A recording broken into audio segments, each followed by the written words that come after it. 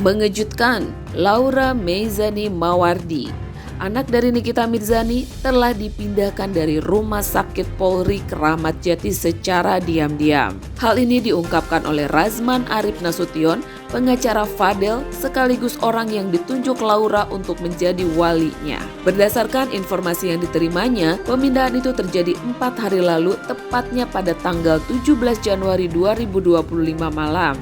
Namun begitu, Razman mengaku tidak mengetahui lokasi terbaru kekasih Fadel tersebut. Saya sudah melakukan tracking tadi malam. Tadi malam saya sudah bergerak ke Rumah Sakit Polri Kramat Jati. Kami sudah rekam dengan Bu Ade, dan seperti yang sudah saya duga di awal, bahwa ada upaya-upaya untuk bagaimana Loli ini tidak bisa menemukan orang yang bisa menjaga dia. Dalam pengertian ada yang takut mungkin kalau Loli ini nanti terbuka atau ada sesuatu. Padahal dia sudah buka semua. Tinggal saya tuangkan aja penyidikan dan lain-lainnya. Itu prinsip dasarnya. Jadi Loli ternyata sudah dipindahkan dari Rumah Sakit Polri dan tidak lagi ada Rumah Sakit Polri. Pertanyaannya, apakah saya akan tantrum hari ini? Enggak perlu saya tantrum. Tantrum itu saya tanya apa tantrum? Marah-marah. Enggak ada yang perlu saya marah-marah. Saya hanya melaksanakan tanggung jawab sosial, tanggung jawab kemanusiaan saya untuk Loli yang dia minta tolong saya. Karena Kemen PPA, unit PPA, KPAI sudah janji ke saya akan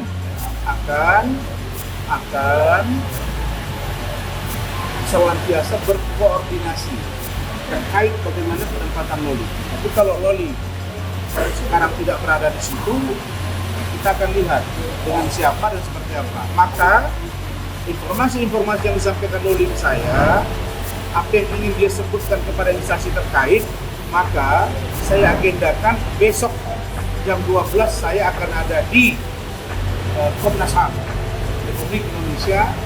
Saya lanjut ke KPAI, saya lanjut ke Kementerian Sosial, bahkan ke Kementerian PPPA Republik Indonesia.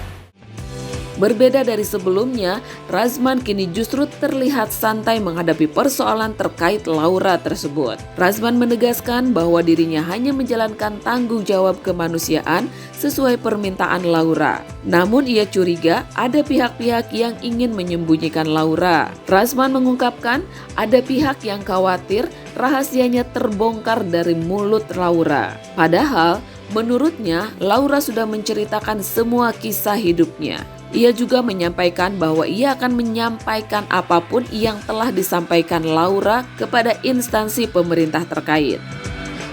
Ini juga dengan Bareskrim Polri tentang dugaan kami adanya ketidakprofesionalan penyidik yang tadinya kami ke Bid Propam Polda Metro, kita akan bawa ke Kadif Propam Mabes Polri dan Bapak Irwasun yang menangani ini secara internal di kepolisian.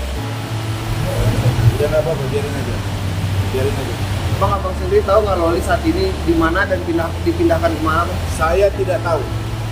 Saya tidak tahu dia di mana berada, dan yang pasti menurut saya apa yang dia sampaikan ke saya akan tindak lanjuti. Saya tidak peduli apakah dia diambil dalam keadaan baik atau tidak, tapi apa yang dia sampaikan ke saya sesuai dengan pesan dia, saya akan teruskan kepada instansi terkait.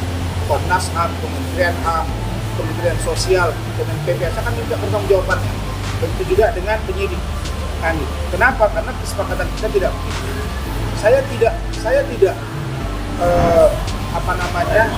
mencari sesuatu dari kasus ini. Tapi saya harus meneruskan apa yang dia sampaikan. Karena dia sudah sampaikan, andainya nanti saya dibawa paksa lagi, tolong sampaikan ini.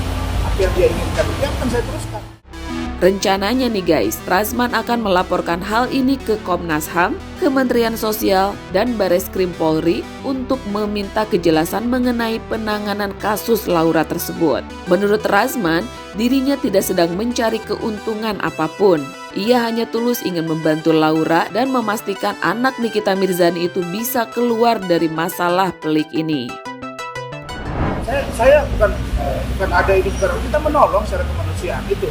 Bang, sebelum akhirnya dipindahkan sempat ada Loli menghubungi Bang gitu.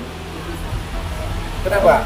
Ada komunikasi sebelum saya dipindahkan? hari Senin kemarin kan, dia pindah, saya cek. Selasa, Rabu saya kontak dengan kepala ruangannya, namanya Ibu Indra. Kamis, beliau juga masih komunikasi. Saya bilang saya mau komunikasi by phone, karena saya sedang berada di Bandung dan saya ke Medan. Tapi belakangan saya lihat komunikasinya setelah speak up si NN, dia bilang dibawa oleh budenya, nah secara diam-diam, dan ternyata informasi yang kami terima, dia keluar dari rumah sakit itu hari Jumat malam. Kalau ini sekarang Senin kan, Minggu, Sabtu, Jumat, berarti 3 hari yang lalu, dan itu malam-malam. Ya banyaklah dugaan, apakah dia dibius, baru dibawa sehingga dia nggak sadar atau apa, karena dia pasti akan melakukan perlawanan. Tapi seandainya itu baik juga nggak apa-apa, kenapa ditutup dari saya? Kan dia lari ke saya bawa ke kantor polisi. Terus apa masalahnya di situ? Kan baik-baik aja. Bang, saat akhirnya dipindahkan, Abang sempat komunikasi dengan Kementerian PPPA atau polisi Bang?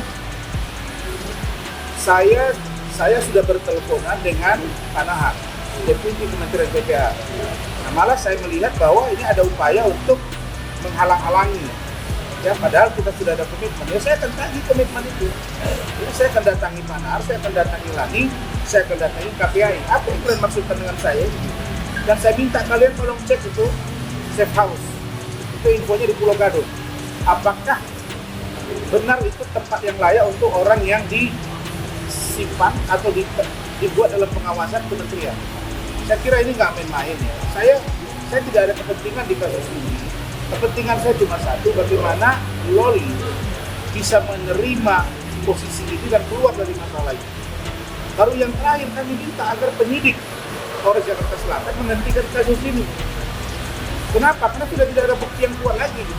Dan kami menduga ada upaya-upaya penyidik untuk menarik dia ini karena takut ini sudah naik sidik.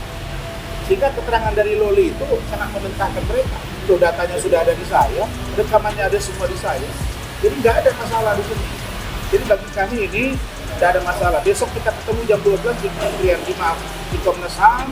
Kemudian saya juga akan ke Kementerian Sosial, akan gerak juga ke Kementerian PPA, akan gerak juga ke Kementerian Sosial. Dan ke Kadif Humas, Kadif Propam, Baris Krim Mabes Polri, dan Irwaso, Bapak Irwaso, Pak Komjen Pol Dedi Prasetyo. Begitu. Berarti yang bawa keluarganya Niki ya Pak? Kita tidak tahu, karena pihak rumah sakit juga mereka bilang kami nggak lihat Pak, karena malam-malam. Ya, kita nggak tahu lah settingannya seperti apa. Ini kan karena proses hukum sehingga penyidik, sementara data seperti itu masih belum terima, belum selesai. Kalau ada sesuatu terhadap Loli besok dan ternyata mereka memaksa dia dan dia tidak, ini akan berisiko tidak baik. Dan ini saya akan tetap jalan, saya nggak mungkin diam saja. Saya akan tetap jalan terus, saya akan tetap maju memperjuangkan apa yang dia inginkan untuk bagaimana dia bisa terbebas dari intervensi yang menyakitkan. Kalau ternyata dia memang sehat walafiat, alhamdulillah. Tapi kalau ternyata tidak, kan saya harus sampaikan ya. Supaya kalau saya nggak boleh melihat dia karena saya bukan keluarga dia, paling tidak Komnas HAM bisa panggil mereka. Nah, satu lagi, Ombudsman. Kami akan ke Ombudsman untuk meng-cross check tentang bagaimana administrasi penanganan ini yang kurang profesional. Begitu.